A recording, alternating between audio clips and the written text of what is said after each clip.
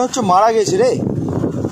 তাই তো মারা যায়নি, তবে যেটুকু মনে হচ্ছে আমার সেটা হচ্ছে যে হয়তো শেষ নিঃশ্বাসটা ওর চলছে। ও বেঁচে আছে মনে হচ্ছে, নিঃশ্বাস চলছে মনে হচ্ছে, বুঝলি?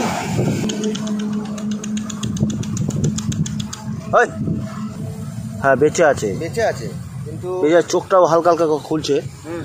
কিন্তু একে মেন হচ্ছে রাস্তার কুকুর তো কামড়িয়ে দেওয়ার একটা সমস্যা রয়েছে। ওই খাবারগুলো এইদিকে রাখ, গাড়ির হ্যান্ডেলের খাবারগুলো রাখ। আয় লালু, বাঁচতে হবে, তোকে বাঁচতে হবে। তোকে বাঁচতে হবে। আমরা আছি তাহলে ওঠ, আয়।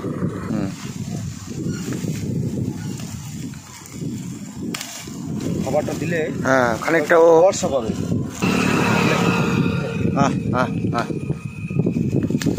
বাহ, এই তো সুস্থ হয়ে যাবে, চিন্তা নেই।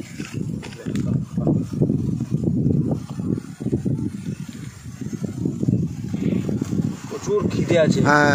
প্রচুর খিদে আছে।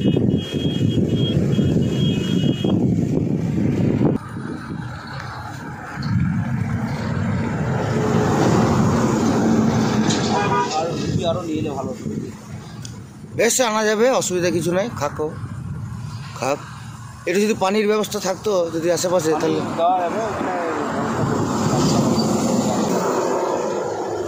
দেখুন কতটা ক্ষুধার্ত ছিল। মানে রোগে ও একটু দুর্বল হয়ে গেছে, এই জন্য এর অবস্থাটা এরকম হয়ে গেছে।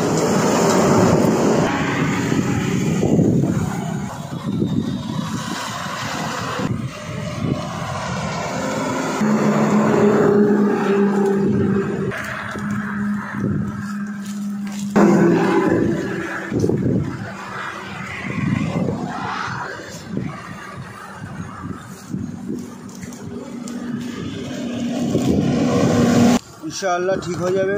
আঘাত এই জায়গায় আছে। আচ্ছা দুর্বল আছে। হ্যাঁ, তো এই নিয়মিত খাবার যদি টাইম আনা হয়, খাবার দেওয়া হয়, মোটামুটি রিকভারি হয়ে যাবে।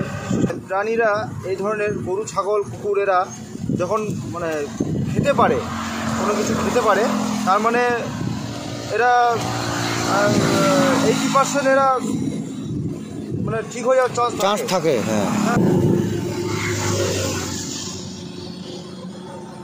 এটা কি করবেন আপনি? আমি এটা পানির ব্যবস্থা করছি। আচ্ছা, একটু করুন, একটু পানি। হ্যাঁ। এখন গরমে এখন পানিটা খুবই প্রয়োজন। অবশ্যই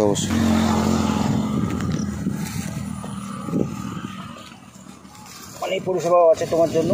তুমি পানিও খাওয়া, পানিটা খুব দরকার আছে ওর।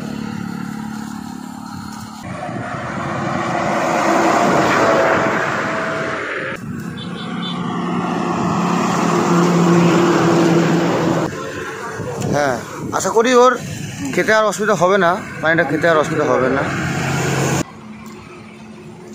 তো আমি একটা কথাই বলবো সর্বসাধারণ মানুষ সবাইকে, যে আজকে আমাদের এই রমজান ভাই যা করছেন, এই পশুপ্রেমী হয়ে উনি যা করছেন, আমার মনে হয় আমাদের সবারই এরকম করাটা খুবই মানে প্রয়োজন।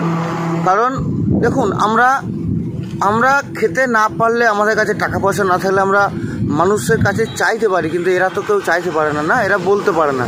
তারপরে বিশেষ করে এই যে একটা অসহায় একটা কুকুর, সে কিনা আজকে বিগত হয়তো কদিন ধরে এখানে আছে আমি ঠিক বলতে পারবো না। তো সহৃদয় মানুষ আমার এই বন্ধু, অর্থাৎ আমার বন্ধু সত্যিই খুব ভালো কাজ করে। ও ছোটোবেলা থেকেই আমার এই পশু, বিশেষ করে কুকুর, আরও পাখি, এগুলো আমার ছোটো থেকেই আমার খুব ভালো লাগতো, ভালোবাসি এদেরকে। তবে আমার সবথেকে এদের যে কষ্টটা, এদের যে এত কষ্ট পেয়েছে, সেটা হচ্ছে আমাদের লকডাউন, যেটা করোনার সময় লকডাউন হয়েছিল। ওই করোনার সময় মানুষের তো কষ্ট হয়েছেই, সেটা বলার নেই, সবাই এটা ফিল করতে পেরেছে মানুষরা। তবে সব থেকে বেশি কষ্ট আমার মনে হয় এই কুকুরদের হয়েছে। অবশ্যই কারণ কুকুররা